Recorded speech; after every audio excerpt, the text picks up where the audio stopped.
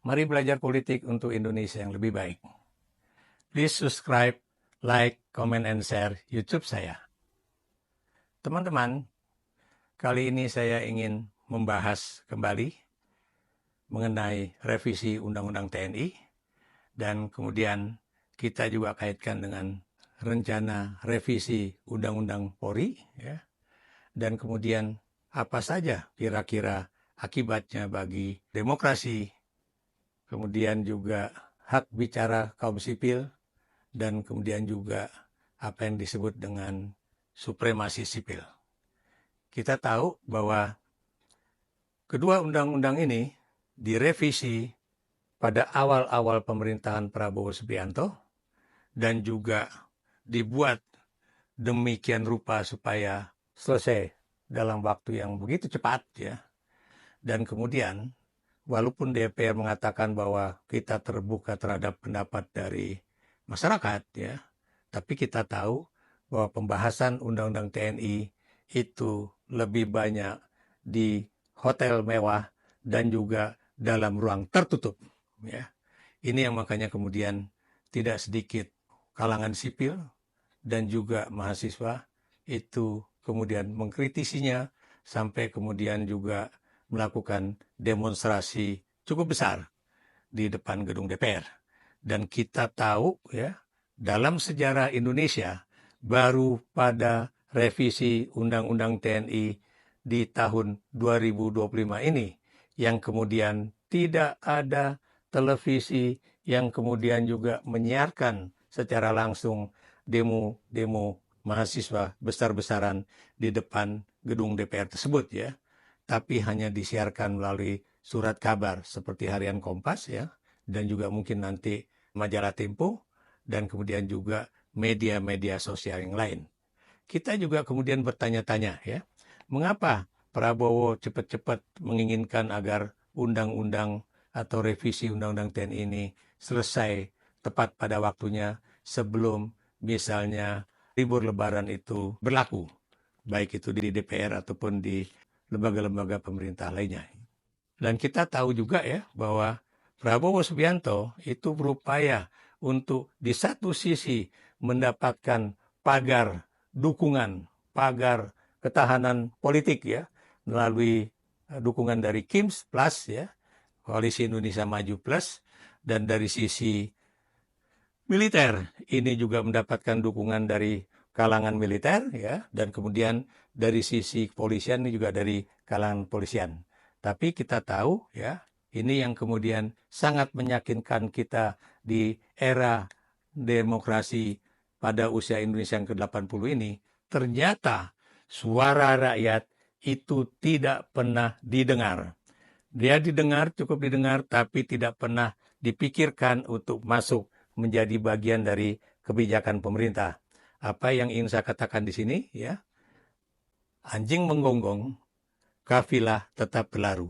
Atau kemudian rakyat atau kalangan sipil pro-demokrasi, pro-hukum, dan juga ketatanegaraan kita, mahasiswa bersuara lantang di berbagai forum, ya, tapi ternyata baik pemerintah ataupun DPR tetap melanjutkan kegiatan-kegiatan mereka, ya.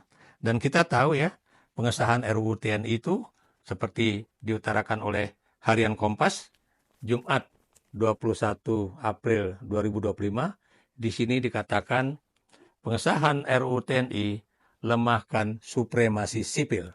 Mengapa dikatakan dengan melemahkan supremasi sipil? Karena Anda tahu, ya, di dalam pasal 7 mengenai aktivitas militer selain perang, misalnya kan, itu tidak lagi ditentukan oleh kebijakan negara. Mengapa demikian?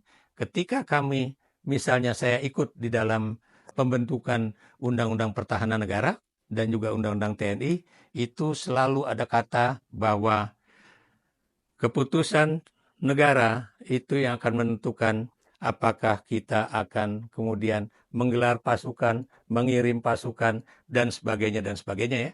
Dan kemudian itu dalam waktu tertentu harus dilaporkan oleh pemerintah ke DPR, ya, sehingga kemudian apakah DPR atau mendukung mendukung atau menentang, itu lagi-lagi dua institusi itu, yaitu pemerintah dan DPR, itu harus benar-benar tahu, baik itu operasi perang maupun operasi selain perang. Kenapa demikian? Karena kalau ini kemudian hanya melalui peraturan pemerintah ataupun instruksi presiden ataupun ini keputusan dari Menteri Pertahanan, itu tentunya tidak ada yang disebut dengan keputusan politik dari pemerintah sipil, yang dalam hal ini adalah tadi saya katakan presiden dan DPR. Dan Anda tahu ya, ketika dulu kami juga membahas undang-undang mengenai TNI, itu ada satu pasal bahwa di dalam keadaan darurat itu namanya Panglima TNI dapat kemudian melakukan tindakan militer dan dalam 24 jam baru dilaporkan kepada presiden, dan baru kemudian juga nanti juga akan dibicarakan dengan DPR. Dan pasal ini saya tidak akan lupa karena waktu itu saya yang membukanya kepada The Jakarta Post pada saat itu bahwa pasal ini bisa menjadi pasal kudeta. Kenapa? Karena presiden tidak diberitahu akan ada suatu operasi militer dan kemudian baru 24 jam kemudian dilaporkan kepada presiden. Alasannya kalau misalnya presiden sedang berada di luar negeri atau kebetulan pada saat itu presidennya masih Ibu Megawati Soekarno Putri, katanya alasannya karena Bu Mega kadang-kadang juga suka tidur siang dan sebagainya dan sebagainya. Padahal buat saya itu bukan alasan. Kenapa?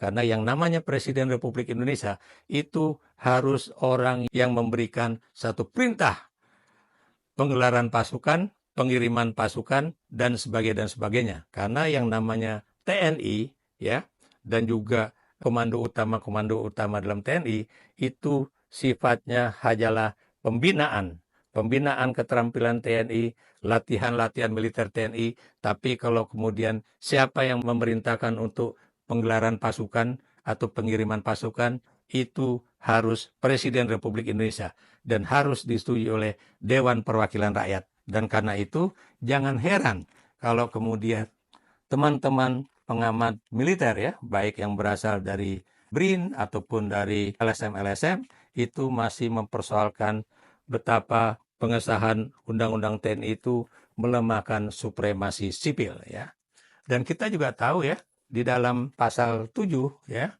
di dalam undang-undang yang terkait dengan operasi militer selain perang, ternyata ada 2 poin tambahan selain poin-poin yang disebutkan, baik itu di dalam Undang-Undang Nomor 34 Tahun 2004 tentang Tentara Nasional Indonesia, ataupun yang dibuat oleh Menteri Pertahanan pada 2017 mengenai apakah seorang anggota tentara itu gugur atau tewas di dalam suatu operasi militer, baik perang maupun operasi militer bukan perang. Dan di situ kita tahu di dalam aturan Menteri Pertahanan itu ada paling tidak 14 operasi militer selain perang.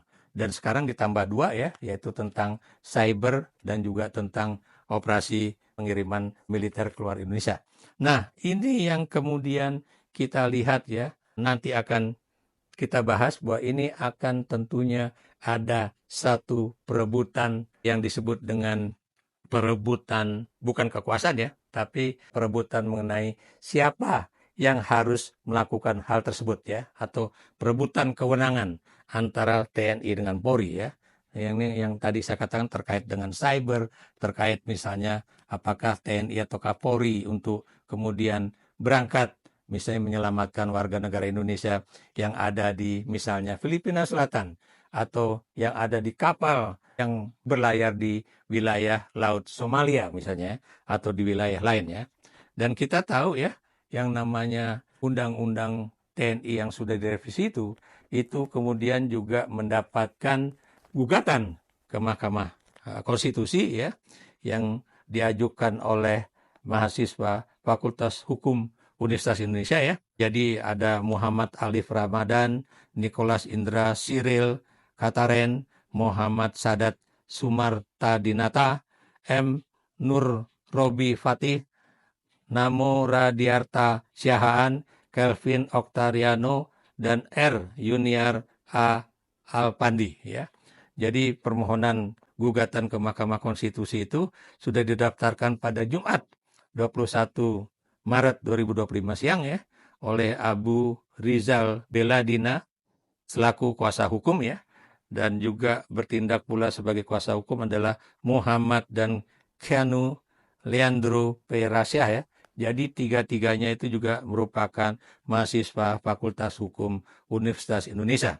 Jadi ini anak-anak dari FHUI ini benar-benar memahami sekali betapa bahayanya kalau kemudian undang-undang TNI itu benar-benar bisa diterapkan tanpa kemudian adanya apa yang disebut dengan putusan pemerintah atau putusan bersama DPR ya, yang terkait dengan yang tadi saya katakan ya, di mana yang disebut dengan supremasi sipil di situ. Dan kita juga tahu ya, militer belakangan ini itu banyak sekali membuat batalion-batalion yang akan disebarkan di semua kabupaten ya.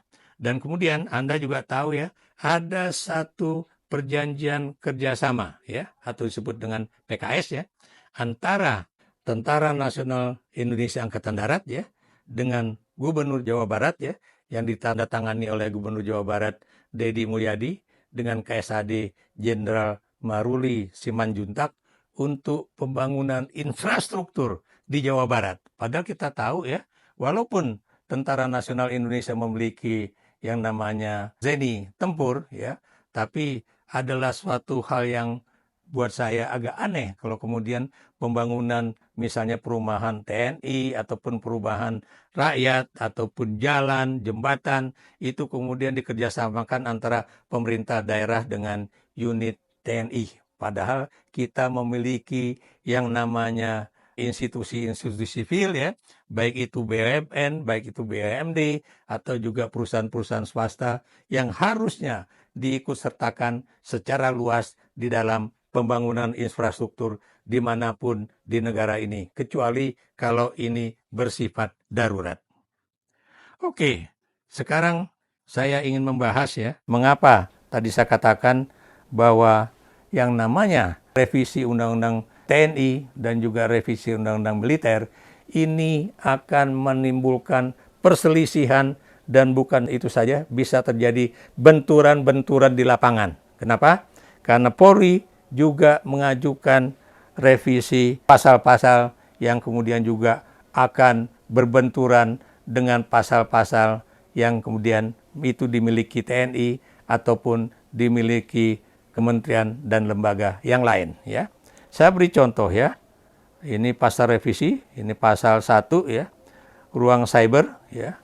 Ruang cyber adalah ruang di mana setiap orang dan atau komunitas saling terhubung menggunakan jaringan di bidang teknologi informasi dan komunikasi.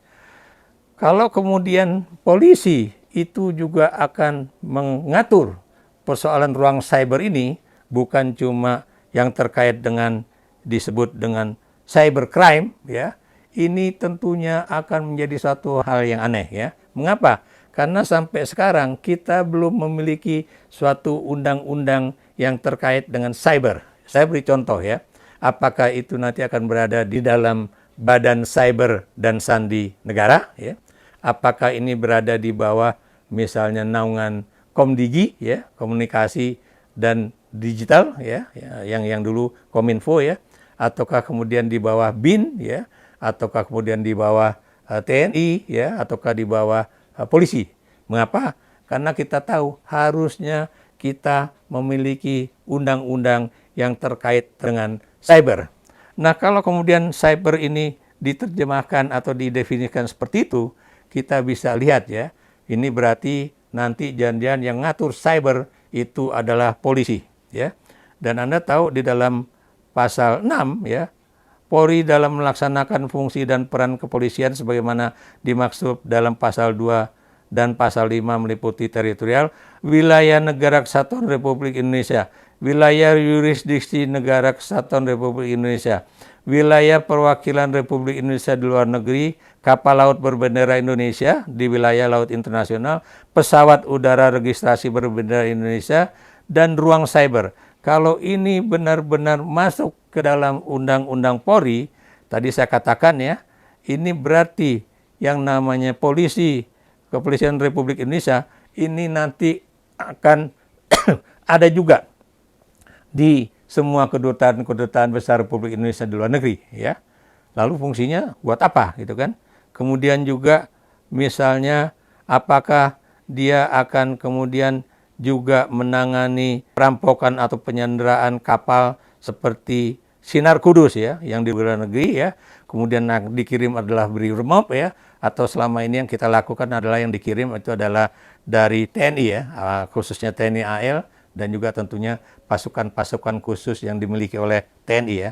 Dan kemudian kalau ada pesawat juga ya, ini ada penyanderaan pesawat di luar negeri, apakah kemudian yang dikirim BRIMOB ya, ataukah seperti yang dulu terjadi pada tahun 1981 ya, yang dikirim adalah pasukan Kopassus ya, atau Kopasanda, seperti yang dalam kasus Woyla di Bangkok gitu kan. Jadi kalau memang kemudian ini benar-benar polisi juga menangani semua wilayah yurisdiksi Republik Indonesia, tentunya ini akan terjadi suatu pengambil alihan wewenang dari institusi yang selama ini sudah menangani persoalan tersebut ya. Kemudian juga pasal 14, Polri melakukan kegiatan dalam rangka pembinaan, pengawasan, dan pengamanan ruang cyber. Kalau ini terjadi, lagi-lagi ya, apakah kemudian Polri ini berhak mengawasi semua ruang cyber ya? Padahal ruang cyber sangat luas dan dijalankan oleh banyak instansi, diantaranya tadi saya katakan Kominfo atau sekarang namanya Komdigi ya. Kemudian BSSN, Badan Cyber dan Sandi Negara, TNI, dan kemudian juga tadi saya katakan Badan Intelijen Negara ya, dan sebagainya dan sebagainya. Jadi seharusnya Polri ini hanya terkait dengan cybercrime saja ya. Dan kemudian juga nanti kalau kemudian yang namanya polisi itu juga harus misalnya menangani segala kegiatan dalam menjamin keamanan, keselamatan, ketertiban, dan kelancaran lalu lintas di jalan raya.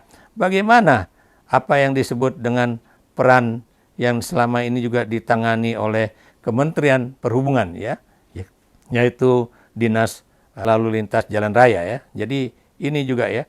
Kemudian polisi melakukan koordinasi, pengawasan, dan pembinaan teknis terhadap kepolisian khusus, penyidik pegawai negeri sipil, penyidik lain yang ditetapkan oleh undang-undang dan bentuk pengamanan swakarsa. Dan ini lagi-lagi apakah mau yang namanya kejaksaan, TNI, KL, dan kemudian mereka punya juga penyidik ya, itu harus di bawah koordinasi Polri ya. Ini yang KPK juga harus di bawah koordinasi Polri ya. Kemudian melakukan penyelidikan dan penyidikan terhadap semua tindak pidana sesuai dengan hukum acara pidana dan ketentuan peraturan perundang-undangan lainnya. Ini juga pertanyaannya, apakah kemudian semua tindak pidana diurus Polri? Bagaimana dengan tindak pidana khusus yang harus ditangani oleh kementerian dan lembaga seperti Kejaksaan, KPK, TNI, dan lain-lain ya. Ini mengindikasikan Polri ingin menjadi penguasa tunggal dalam penegakan hukum di Indonesia, sehingga Polri berpotensi menjadi lembaga super body yang tadi saya katakan akan terjadi perang tarung ya di lapangan untuk siapa berwenang untuk melakukan apa ya. Kemudian ini juga memberikan bantuan dan perlindungan serta kegiatan lainnya demi kepentingan nasional ya. Apakah kemudian ini bukan hanya yang terkait dengan Kamtipmas saja ya, dan kemudian ataukah ini berkait dengan keamanan dalam artian luas ya. Anda tahu ya, ketika Angkatan Darat itu selalu menjadi menteri atau menguasai Kementerian Dalam Negeri, itu Polri tidak pernah mau di bawah Kementerian Dalam Negeri karena dia takut nanti polisi berada di bawah sang kakak, the big brother lah, the big brother itu, kakak yang lebih tua yaitu Angkatan Darat. Dan sekarang begitu Menteri Dalam Negerinya berasal dari polisi ya, atau mantan Kapolri ya, dan kita tahu lalu kemudian segala yang terkait dengan keamanan nasional itu seakan-akan ya terus ditangani oleh menteri ya. Dan persoalan keamanan ini ada yang disebut K besar, keamanan nasional, dan kemudian K kecil yaitu Kamtipmas ya, itu masih jadi perebutan antara tentara dan polisi. Padahal dimanapun definisi di dunia ini yang namanya National Security Council itu adalah yang ditangani oleh lembaga yang lebih luas di bawah presiden ya, dan kemudian bukan di bawah apakah itu tentara ataupun polisi ya. Kemudian juga ini ya, tadi saya katakan misalnya ruang cyber untuk tujuan keamanan dalam negeri. Lagi-lagi ini tugas Polri tidak bisa langsung ke Kemdagri, tetapi itu harus ikut serta mewujudkan keamanan dalam negeri ya, tapi tidak kemudian dia menguasai segalanya ya. Penanganan Kemdagri itu multi aktor, termasuk juga BSSN, Komindigi, TNI, dan kemudian tugasnya mendukung terciptanya Kemdagri. Jadi disinilah ya, dan Anda tahu nantinya yang namanya revisi Undang-Undang Polri ini tentunya yang menjadi panitia kerja ataupun panitia khusus untuk merevisi ini tidak sama dengan panitia kerja dalam revisi Undang-Undang TNI ya. Kalau kemarin Undang-Undang TNI itu direvisi oleh Panja di bawah Komisi 1 ya. Dan nanti ini bukan mustahil revisi Undang-Undang Polri itu akan berada di panitia khusus ataupun panitia kerja di bawah Komisi 3 terkait hukum atau juga dengan Komisi 2 yang terkait dengan keamanan dalam negeri misalnya kan. Jadi inilah ya, teman-teman di DPR ini juga harus kemudian make up atau mainnya itu harus sama dengan kepentingan nasional kita. Bukan kemudian nanti DPR juga terpisah antara Komisi 1 punya kepentingan lain, Komisi 2 kepentingannya lain, Komisi 3 kepentingannya lain. Dan Anda juga tahu ya, kalau Anda teman-teman khususnya dari generasi yang lebih muda dari saya, itu tidak tahu ya bahwa dulu pembuatan undang-undang mengenai security sector reform atau reformasi sistem keamanan yang selesai duluan itu adalah Undang-Undang Polri nomor 2 tahun 2002 ya. Baru kemudian Undang-Undang Pertahanan Negara nomor 3 tahun 2002 ya. Sementara Undang-Undang TNI itu baru selesai menjadi Undang-Undang nomor 34 2004 ya.